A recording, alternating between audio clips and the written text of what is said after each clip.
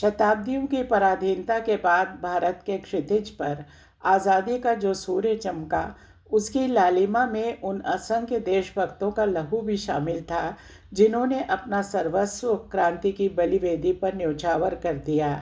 उन देशभक्तों में रामप्रसाद बिस्मिल का नाम अग्रगण्य है। संगठनकर्ता, शायर और क्रांतिकारी के रूप में बिस्मिल का योगदान बेमिसाल है।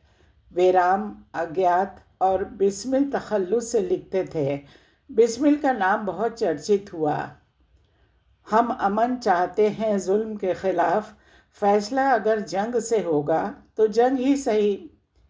रामप्रसाद बिस्मिल का जन्म 11 जून 1897 को उत्तर प्रदेश के शाहजहांपुर शहर के खिरनी बाग मोहल्ले में श्री मुरलीधर और माता मूलमती की दूसरी संतान के रूप में हुआ था। उस समय भारत पर अंग्रेज़ों का राज था। बिस्मिल पर अपनी माँ का गहरा प्रभाव था। माँ ने उन्हें साहस, वीरता और देश प्रेम का रास्ता दिखाया। माता पिता दोनों ही भगवान राम के भक्त थे, इसलिए बालक का नाम राम प्रसाद रखा गया। अपनी आत्मकथा निज जीवन की एक छटा में रामप्रसाद बिस्मिल ने अपनी माँ से जुड़े बेहद आत्मीय प्रसंग लिखे हैं। मुझ में जो कुछ जीवन और साहस आया वो मेरी माताजी तथा गुरुदेव श्री सोमदेव जी की कृपाओं का परिणाम है। माँ ने मेरे जीवन में वो दृढ़ता उत्पन्न की कि किसी भी संकट में मैंने अपना संकल्प नहीं त्यागा। 11 वर्ष की उम्र में माताजी विवाह कर शाहजहांपुर आई थी। नितांत अशिक्षित एक ग्रामीण कन्या। धीरे धीरे उन्होंने घर का सब कामकाज समझ लिया। मेरे जन्म के 5 या 7 साल बाद माँ ने हिंदी पढ़ना शुरू किया। अपनी पढ़ी लिखी सहेलियों से उन्होंने पढ़ना सीखा। रामप्रसाद के परिवार में कन्याओं को जन्म लेते ही मार देने की क्रूर परंपरा को उनकी माताजी ने तोड़ा। अपनी दोनों बेटियों को पढ़ाया, अच्छी परवरिश दी। वो साहसी महिला थीं, देश प्रेमी थीं। बिस्मिल की हर मुश्किल घड़ी में उनका साथ दिया, सही राह दिखाई। अपनी आत्मकथा में बिस्मिल लिखते हैं, जब से मैंने आर्य समाज में प्रवेश किया, माताजी के विचार भी उदार हो गए। यदि मुझे ऐसी माता न मिलती तो मैं भी अति साधारण मनुष्यों की तरह संसार चक्र में फंसकर जीवन निर्वाह करता। महान से महान संकट में भी उन्होंने मुझे अधीर नहीं होने दिया। स्वामी दयानंद सरस्वती की पुस्तक सत्यार्थ प्रकाश के अध्ययन और स्वामी सोमदेव के साथ राजनीतिक विषयों पर चर्चा से रामप्रसाद के मन में देश प्रेम की भावना जागृत हुई। बिस्मिल उस समय गवर्नमेंट स्कूल शाहजहांपुर में 8वीं कक्षा के छात्र थे। मैनपुरी षड्यंत्र, इसमें शाहजहांपुर के 6 युवा शामिल थे जिनका नेतृत्व रामप्रसाद बिस्मिल ने किया। वे पुलिस के हत्थे नहीं चढ़े। बिस्मिल 2 साल भूमिगत रहे। इस दौरान उन्होंने अपना क्रांतिकारी उपन्यास बोल्शेविकों की करतूत लिखा। यह उपन्यास मूल रूप से बांग्ला पुस्तक निहिलिस्ट साधन का हिंदी अनुवाद है। अरविंद घोष की चर्चित कृति यौगिक साधन का हिंदी अनुवाद भी भूमिगत रहते किया। इस शरण स्थली को उत्तर प्रदेश सरकार ने अमर शहीद पंडित रामप्रसाद बिस्मिल उद्यान के रूप में विकसित किया। 1918 के मैनपुरी षड्यंत्र में उन पर आरोप था कि उन्होंने सरकार द्वारा प्रतिबंधित किताबें बेची। बिस्मिल की विशेषता थी कि वे भेष बदल बदल कर अपने ठिकाने बदलते रहते थे। ग्वालियर रियासत के बरबई गांव में किसान के रूप में हल भी चलाया। अंग्रेजी किताब the grand mother of Russian revolution का हिंदी अनुवाद कैथराइन नाम से किया। सरकारी ऐलान के बाद रामप्रसाद अपने वतन शाहजहांपुर वापस आए। 1920 में वे कलकत्ता कांग्रेस में शाहजहांपुर कांग्रेस कमेटी के प्रतिनिधि के रूप में लाला लाजपत राय से मिले। 1921 के अहमदाबाद कांग्रेस अधिवेशन में पूर्ण स्वराज्य के प्रस्ताव का बिस्मिल ने खुलकर समर्थन किया। इस बीच वे युवाओं में काफ़ी लोकप्रिय हुए। रामप्रसाद ने पंडित गेंदालाल दीक्षित के मार्गदर्शन में मातृदेवी नाम से एक संगठन बनाया। 1916 में कांग्रेस अधिवेशन में बिस्मिल ने जब लोकमान्य बाल गंगाधर तिलक की लखनऊ में शोभा यात्रा निकाली तो सभी युवाओं का ध्यान उनकी ओर गया। गरीब परिवार में जन्मे रामप्रसाद बिस्मिल ने साधारण शिक्षा के बावजूद अपनी असाधारण प्रतिभा और पुरुषार्थ के बल पर हिंदुस्तान प्रजातंत्र संघ के नाम से देशव्यापी संगठन खड़ा किया। 30 वर्षों के अपने संक्षिप्त जीवन में बिस्मिल बचपन से ही कविताएं, शायरी और राष्ट्रीय विचारधारा संबंधी लेखन करने लगे थे। स्वामी सोमदेव आर्य के संपर्क में हिंदी, फारसी और उर्दू में पारंगता प्राप्त की। लेखक, प्रकाशक। 11 साल के अपने क्रांतिकारी जीवन में रामप्रसाद बिस्मिल ने कई किताबें लिखी, खुद उन्हें प्रकाशित किया। किताबों की बिक्री से मिली रकम से उन्होंने हथियार खरीदे। 11 किताबें उनके जीवन काल में प्रकाशित हुईं, जिनमें से ज़्यादातर सरकार ने जब्त कर लीं।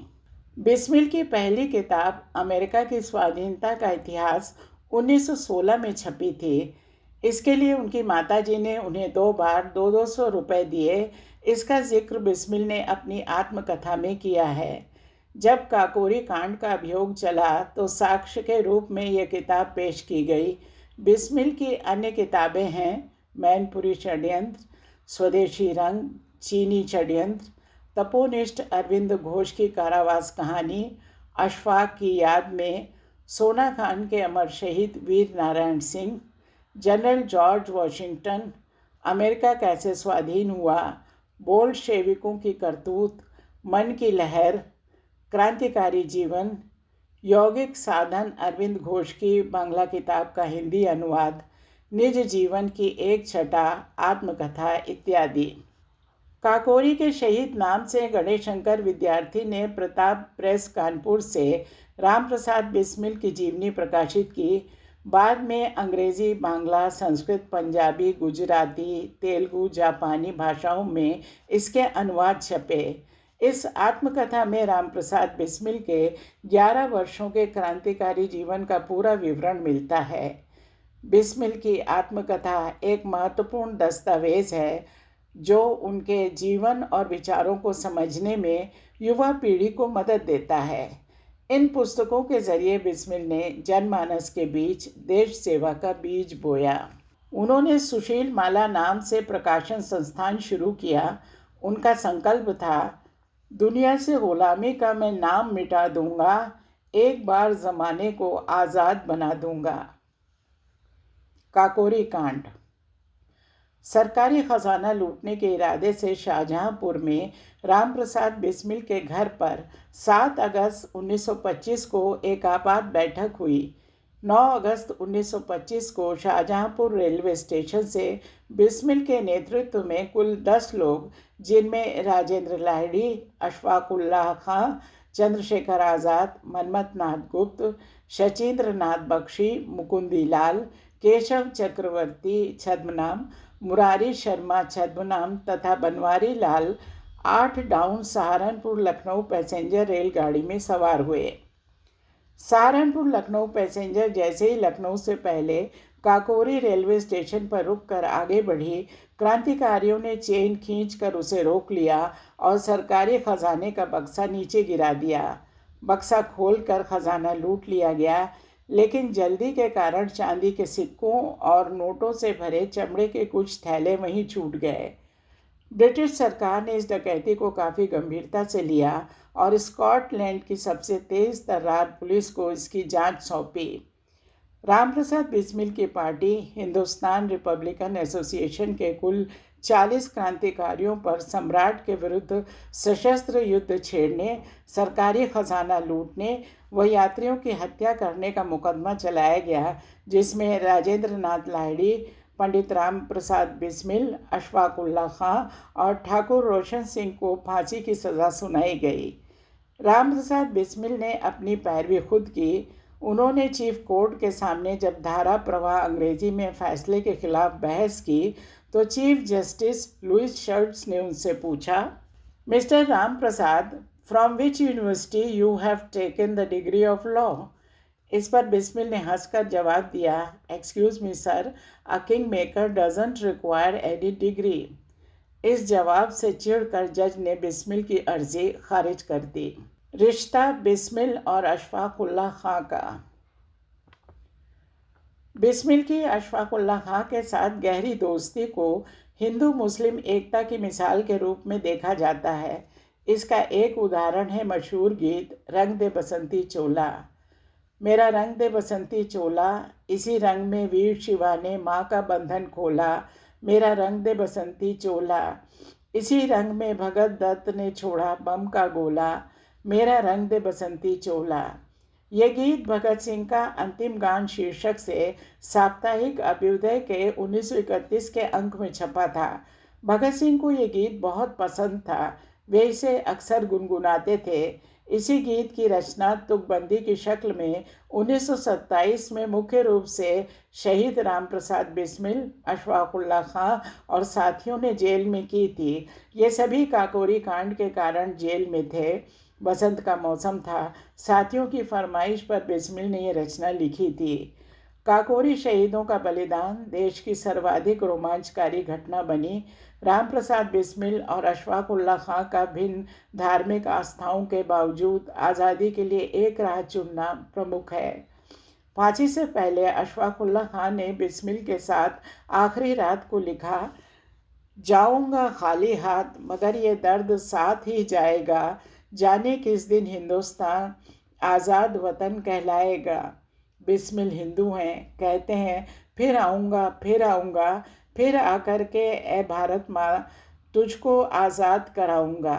जी करता है मैं भी कह दूँ, पर मज़हब से बंध जाता हूँ।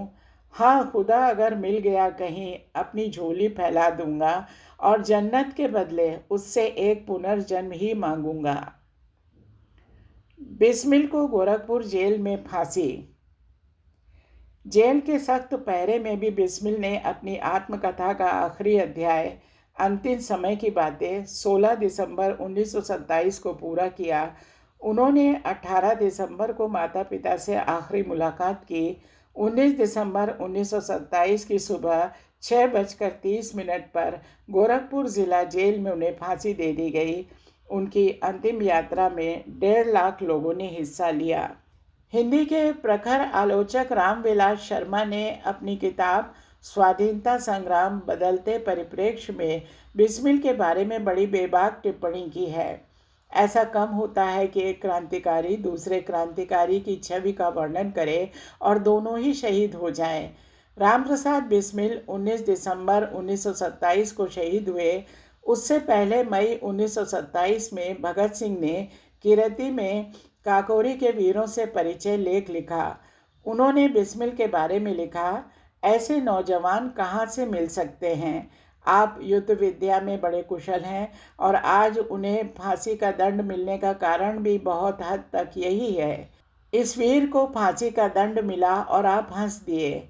ऐसा निर्भीक वीर, ऐसा सुंदर जवान, ऐसा योग्य व उच्च कोटि का लेखक और निर्भय योद्धा मिलना कठिन है। सन 1922 से 1927 तक रामप्रसाद बिस्मिल ने एक लंबी वैचारिक यात्रा पूरी की। उनके आगे की कड़ी थे भगत सिंह। जनवरी 1928 के कीरती में भगत सिंह ने विद्रोही छद्म नाम से काकोरी के शहीदों के बारे में बहुत भावभीनी लंबी टिप्पणी लिखी। फांसी पर ले जाते समय आपने बड़े जोर से कहा, वंदे मातरम, भारत माता की जय, और शांति से चलते हुए कहा, मालिक तेरी रज़ा रहे और तू ही तू रहे, बाकी न मैं रहूं न मेरी आरजू रहे, जब तक कि तन में जान रगों में लहू रहे, तेरा ही जिक्र और तेरी जुस्तजू रहे। फांसी के तख्ते पर खड़े होकर आपने कहा, I wish the downfall of British empire, अर्थात मैं ब्रिटिश साम्राज्य का पतन चाहता हूँ। उसके बाद ये शेर कहा, अब ना अहले वलवले हैं और ना अरमानों की भीड़, एक मिट जाने की हसरत अब दिले बिस्मिल में है। फिर ईश्वर के आगे प्रार्थना की और एक मंत्र पढ़ना शुरू किया। रस्सी खींची गई। राम प्रसाद जी फांसी पर लटक गए। श्री राम प्रसाद बिस्मिल बड़े होनहार नौजवान थे, गजब के शायर और देखने में भी बहुत सुंदर थे। योग्य बहुत थे। जानने वाले कहते हैं कि यदि किसी और जगह या किसी और देश या किसी और समय पैदा हुए होते तो सेनाध्यक्ष होते। आज वो वीर इस संसार में नहीं है। 7 बजे आपकी लाश मिली। बड़ा भारी जुलूस निकला। इत्र फुलेल और फूलों की वर्षा के बीच जुलूस जा रहा था। दुकानदारों ने उनके शव पर बेशुमार पैसे फेंके। दोपहर 11 बजे उनकी अंतिम क्रिया हुई। आपके पत्र का आखिरी हिस्सा प्रस्तुत है। मैं खूब सुखी हूँ। 19 तारीख को प्रातः जो होना है उसके लिए मैं तैयार हूँ। मेरा विश्वास है कि मैं लोगों की सेवा के लिए फिर जल्द ही इस देश में जन्म लूँगा। राम प्रसाद जी की सारी हसरतें दिल ही दिल में रह गईं। फांसी से 2 दिन पहले सीआईडी के डिप्टी एसपी और सेशन जज मिस्टर हैमिल्टन आपसे मिन्नतें करते रहे कि आप मौखिक रूप से सब बातें बता दो। आपको 15,000 रुपये नकद दिया जाएगा और सरकारी खर्चे पर विलायत भेजकर बैरिस्टर की पढ़ाई करवाई जाएगी।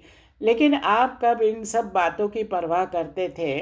आप तो हुकूमतों को ठुकराने वाले और कभी कभार जन्म लेने वालों में से थे। मुकदमे के दिनों में आपसे जज ने पूछा था, आपके पास कौन सी डिग्री है? तो आपने हंसकर जवाब दिया था, सम्राट बनाने वालों को डिग्री की ज़रूरत नहीं होती। क्लाइव के पास भी तो कोई डिग्री नहीं थी। आज वो वीर हमारे बीच नहीं है।